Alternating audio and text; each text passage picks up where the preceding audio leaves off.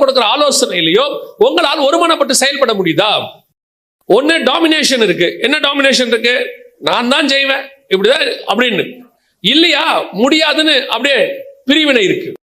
இங்க என்ன இல்ல அப்படின்னு சொல்லி கேட்டீங்கன்னு சொன்னா அதை ஷேர் பண்ணி அதை எப்படி கொண்டு போகணும் அப்படிங்கறதான அந்த ஒன்னஸ் இங்க இல்ல. நோவாக்குள்ள ஒரு பெரிய தரிசனம் யோசிச்சு பாருங்க, எவ்வளவு பெரிய தரிசனம் பாருங்க. நான் ஒரு நாள் இந்த வசனத்தை படிக்கும் போது இப்படி பார்த்துக்கிட்டே இருந்தேன்.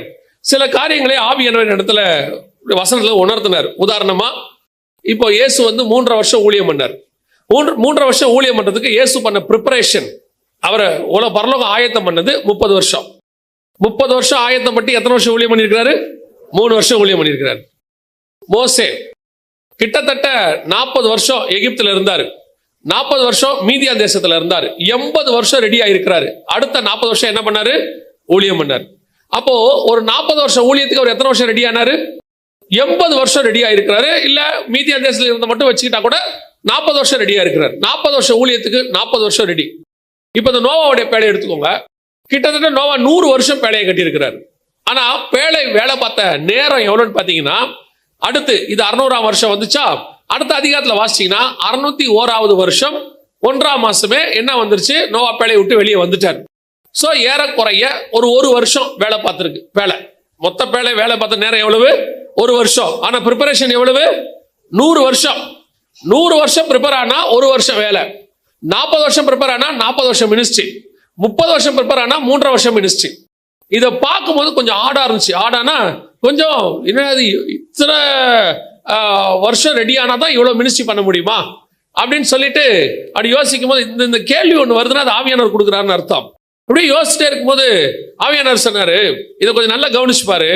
இப்போ நோவா அந்த பேழை 1 வருஷம் தான் ஊழியம் பண்ணுச்சு. ஆனா அந்த ஊழியத்தோட எஃபெக்ட பாருன்னாரு.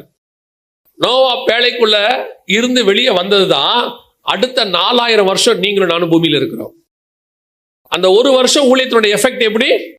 4000 வருஷம் நம்ம பூமிக்குள்ள மிருகங்கள் நாமெல்லாம் இருக்கிறதுக்கு காரணமே அந்த நோவா பேழை பண்ண 1 வருஷம் ஊழியம். 40 வருஷம் ஊழியம் பண்ணாரு மோசே. ஆனால் அவருக்கு கொடுத்த அந்த பிரமாணம் தான் அடுத்த 2000 வருஷம். இயேசு 3.5 வருஷம் தான் ஊழியமே பண்ணாரு. இப்போ 2000 வருஷமும், அதுக்கு முன்னாடி 2000 வருஷம் பாதாளத்தில் இருந்தவங்களும், அதுக்கப்புறம் இப்போ இயேசுல இப்போ வரைக்கும் 2000 வருஷம் நாம அத்தனை பேரும் மரிக்கிறவர்கள் எல்லோருமே ரட்சிக்கப்படுற எல்லா காரியங்களும் அத்தனையும் அந்த 3 வருஷம் ஊழியத்தில் இயேசு பண்ணது. நாம எத்தனை வருஷம் ஊழியம் பண்றோங்கிறது முக்கியம் இல்ல, எப்படி பண்றோங்கிறதா முக்கியம். நம்முடைய எஃபெக்ட் எவ்வளவு தூரம் பூமியில இருக்குங்கிறதா முக்கியம். இப்ப யோசிச்சு பாருங்க, இந்த பேழைக்குள்ள 1 வருஷம் தான் அந்த பேழை ரெடி ஆகுது. ரெடி பண்றாரு நோவா, உட்கார்ந்து ரெடி பண்றாரு. ஆனால் அந்த தரிசனம் இருக்குல்ல, அது அந்த குடும்பத்துக்குள்ள கொண்டு போற விஷயம் இருக்குல்ல. இப்போ நோவா போய் சொன்ன உடனே 100 வருஷமா சொல்றீங்க, எப்படி நீங்களும் வருது வருது வருது ஜலப்பிரளயம் வருது வருதுங்கிறீங்க. வருதா? வந்த மாதிரி தெரியலையே, கொஞ்சம் கூட ஒரு சின்ன மழை கூட அடிக்கலையே. அப்படித்தானே நியாயமா கேட்கணும். ஆண்டவர் என்ன சொல்றாருன்னு கேட்கணும். அது உங்க இஷ்டப்படித்தான் ஆண்டவர் சொல்லுவார்னு எதிர்பார்க்க முடியாது. நான் சொல்றது கணவனுக்கும் பொருந்தும். எதனா மனைவிக்கு மட்டும் சொல்ல நினைக்காதீங்க, கணவனுக்கும் பொருந்தும்.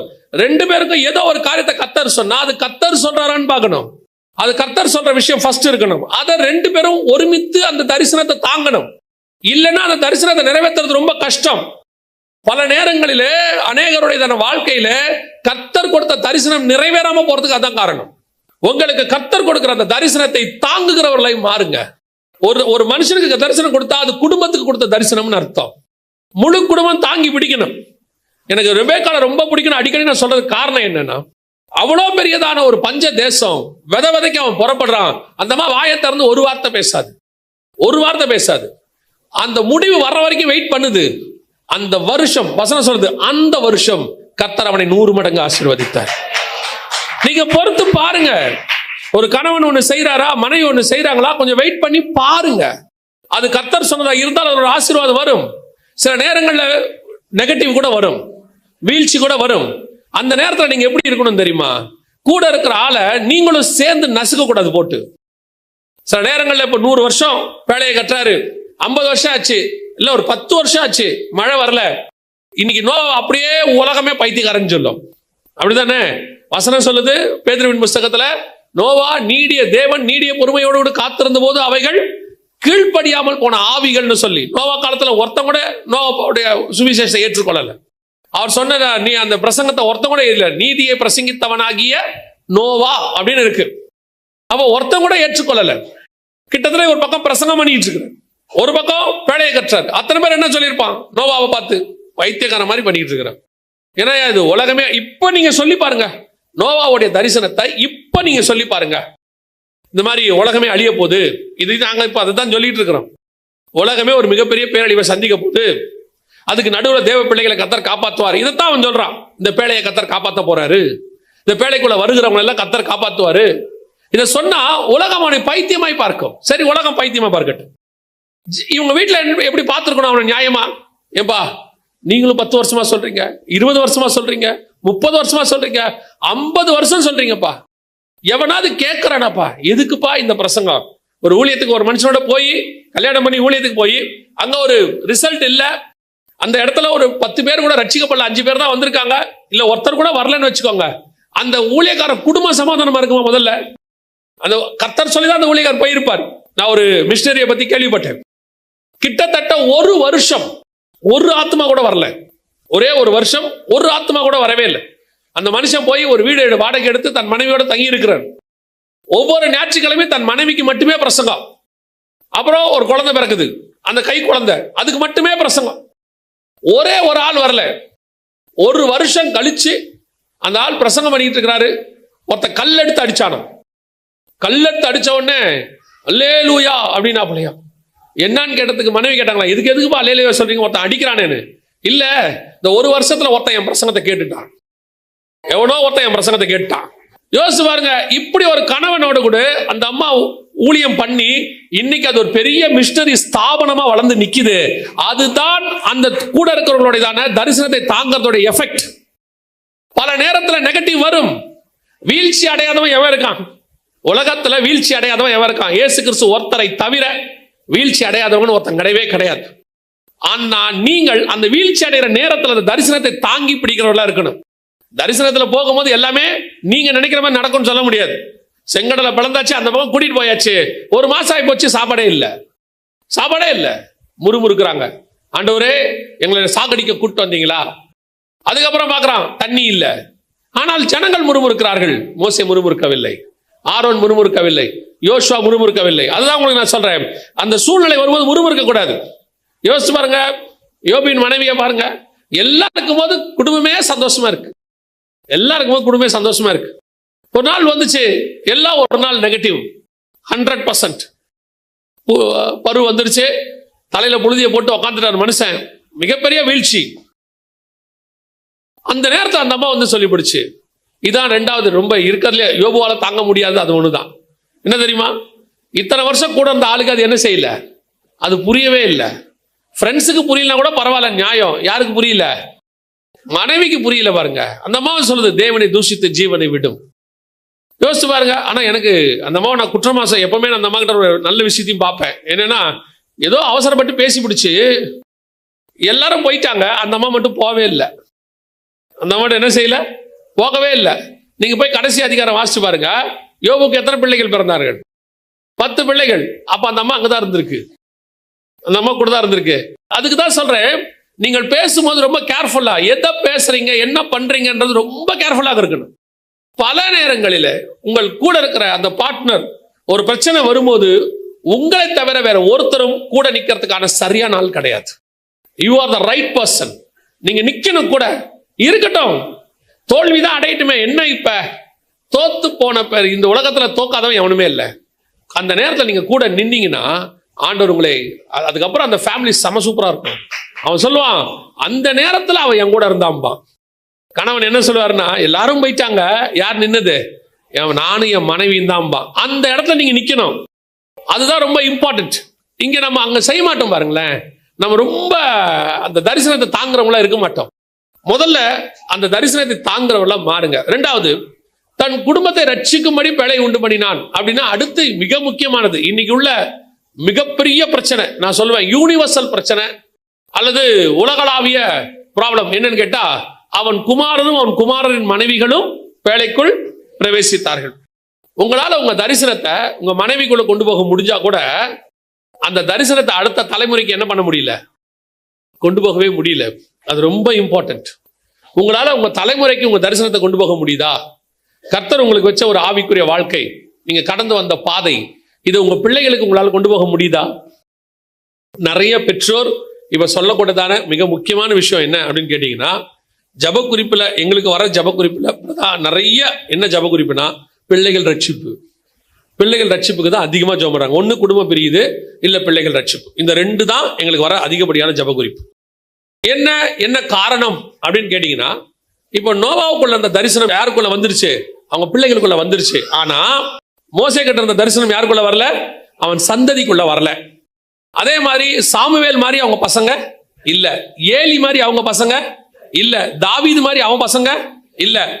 அப்பனா என்ன அர்த்தம்? இவங்க எல்லாருமே பரிசுத்தவான்கள், இவங்க எல்லாம் தரிசனம் உள்ளவர்கள், இவங்க எல்லாம் கர்த்தரால் அழைக்கப்பட்டவர்கள். ஆனா இவங்களுக்குள்ள இருக்கிற தரிசனம் யாருக்குள்ள வரல? அடுத்த தலைமுறைக்குள்ள வரல. இதுல ஒரு குரூப் இப்படி இருக்கு. எந்த குரூப் தெரியுமா? இது கொஞ்சமா இருப்போம், ஆனா இப்படி ஒரு குரூப் இருக்கு. எந்த குரூப்னா, இந்த எசேக்கியா ராஜா மாதிரி ஒரு குரூப் இருக்கு. எசேக்கியா ராஜா கிட்ட ஆண்டவர் சொல்லுவாரு, நீ இப்படி பாபிலோன்காரங்களாம் சுத்தி வந்து காட்டின, உன் தேசம் இந்த மாதிரி சிறைப்பட்டு போகும் அப்படின்னு அவன் ரொம்ப துக்கமாவான். ஐயோ அப்படின்னு உடனே ஆண்டவர் சொல்லுவாரு, சரி உன் காலத்துல நடக்காது, உன் பிள்ளைகள் காலத்தில் நடக்கும். உடனே ராஜா சொல்லுவான், என் காலத்தில் நடக்காமல் இருந்தால் சரி. இப்படி ஒரு குரூப் இருக்குது. இப்போ கொஞ்சம் இந்த கடைசி காலத்துல அன்பு தனிந்து போகணும் இருக்குல்ல, அந்த தனிந்து போன அன்புல ஒரு குரூப் என்னன்னா, தாய் தகப்பனுடைய அன்பு தனிஞ்சு போச்சு.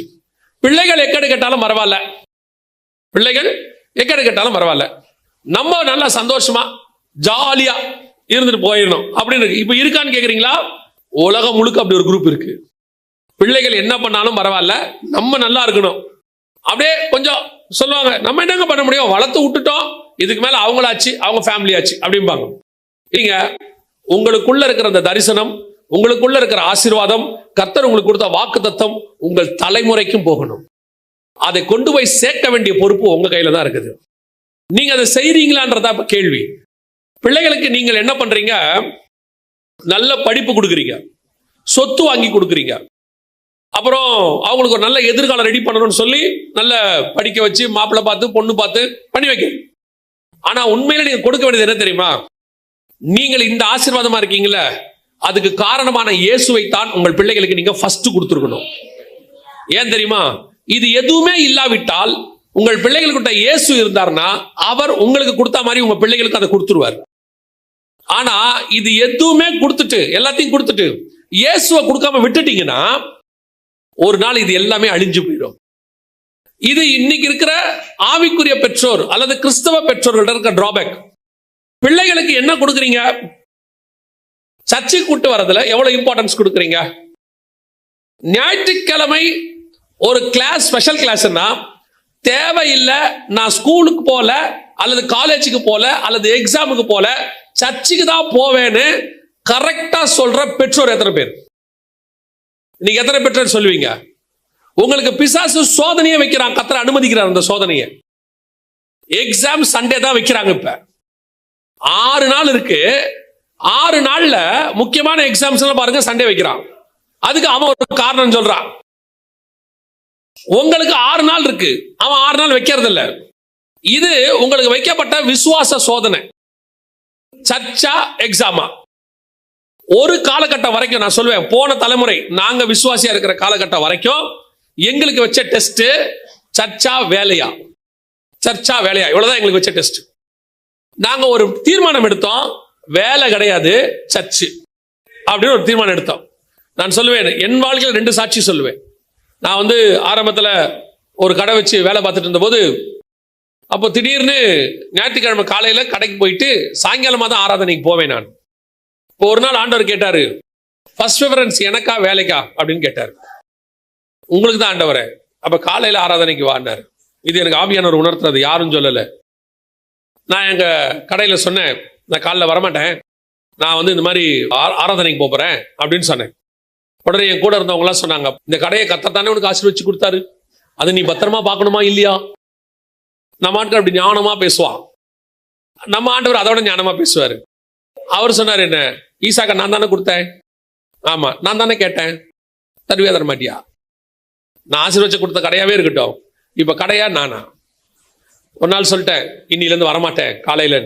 இப்போ எல்லாருமே சொன்ன வார்த்தை, நீ உன் பிஸ்னஸ் நாசமா போக போகுது. எவனாவது பிஸ்னஸ் விட்டு இப்படி போவானா? நான் போனேன். நான் சொல்லுவேன், என் வாழ்க்கையில அந்த அந்த ஒரு தீர்மானம் நான் நம்புறேன், பரலோகம் எனக்கு வச்ச டெஸ்ட்ன்னு நான் நம்புறேன். அன்னைக்கு எடுத்த தீர்மானம், ஒரு நாள் இனி எனக்கு வேலை இல்லை, நான் சபன் தான் தீர்மானம் எடுத்தேன். இன்னைக்கு கர்த்தருடைய கிருபையினால 7 நாளும் சபைக்கு போவதுக்கு கர்த்தர் எனக்கு கிருபை தந்திருக்கிறார். ஏதாவது ஒரு இடத்துல கர்த்தரை நிக்க வைக்கிறார். 2வது டெஸ்ட். அதுக்கப்புறம் எனக்கு வெளிநாட்டில் ஒரு வேலை கிடைச்சிச்சு. வெளிநாட்டில் ஒரு வேலை கிடைச்ச உடனே அங்கே போனோம். கிட்டத்தட்ட 1 மாசம் வேலையே கிடைக்கல. கிடைக்கும்னு சொல்லி கூப்பிட்டு போனாங்க, வேலை கிடைக்கல. கடைசியாக ஒரு வேலை கிடைச்சிச்சு. அந்த வேலைக்கு போன உடனே அந்த இன்டர்வியூவில் அவர் கேட்குறாரு, வெரி இம்பார்ட்டன்ட்பா, எங்களுக்கு சண்டே ஒர்க் பண்ணணும் அப்படின்னாரு. அவர் சொன்னது, ஏன்னா இது டூரிஸ்ட் ஸ்பாட்டு, இங்கே சண்டே தான் கூட்டம் நிறையா இருக்கும், நீ சண்டே யூ மஸ்ட் ஒர்க் அப்படின்னாரு. நான் சொன்னேன், சாரி சார், சண்டே ஒர்க் பண்ண முடியாது. இல்லை, நான் வேணா 6 நாள் ஒர்க் பண்ணுறேன், ஓவர் ஷிஃப்ட் கூட பண்ணுவேன், சண்டே ஒர்க் பண்ண மாட்டேன். உடனே அவர், அப்போ வேலை இல்லை பண்ணார். Okay sir, thank you. ஆனால் அவர் தமிழர். இப்போ அவர் போகும்போது கேட்டார், அப்படி உனக்கு என்ன சண்டேல இம்பார்ட்டண்ட்டான வேலை இருக்குது அப்படின்னாரு. ஏன்னா அந்த ஊருக்காரங்களாம் சண்டேல ரொம்ப ஜாலியாக டைம் ஸ்பெண்ட் பண்ணுவாங்க, வெளியே போய் சந்தோஷமாக இருப்பாங்க. அதனால் அவர் நினச்சிட்டு கேட்டார், அப்படி என்ன உனக்கு ரொம்ப இம்பார்ட்டன்ட் சண்டே உனக்கு வேலை இருக்குன்னாரு. நான் ஒன்றுமே சொல்ல, சர்ச்சுக்கு போகணும் சார் அப்படின்னு. பெரிய விஷயம், அந்த ஊரில் யாரும் சர்ச்சுக்கு போக மாட்டாங்க. அவங்களாம் சர்ச்சுக்கே போக மாட்டாங்க. அவங்களாம் கிறிஸ்தவ நாடு அது, ஆனால் சர்ச்சுக்கே போகாத நாடு. அப்போ அவர் சொன்னார், சர்ச்சுக்கு போகணுமா? சர்ச்சுக்காகவாது ஞாயிற்றுக்கிழமை லீவ் கேட்குறேன்னாரு. ஆமான்னு. அவருக்கு என்ன ஆண்டவர் பேசினாரு தெரியல. கர்த்தர் சொல்லுவார்ல, ராஜாவின் கண்களில் தயவு கிடைத்தது, அந்த மாதிரி அவரு சரிப்பா லீவ் எடுத்துக்கோன்ட்டாரு. ஆனால் 6 நாளும் காலைல 6 மணிலேருந்து நைட்டு 10 மணி வரைக்கும் வேலை வாங்குவார். வேலை நடக்கும். ஆனால் ஞாயிற்றுக்கிழமை லீவ் கொடுத்துருவாங்க. நான் சொல்லுவேன், அதை பரலோகம் பார்க்குது நமக்கு. நீ கொஞ்சத்தில் உண்மையாய் இருந்தால் அநேகத்தில் கர்த்தர் அதிபதியாய் வைப்பார்.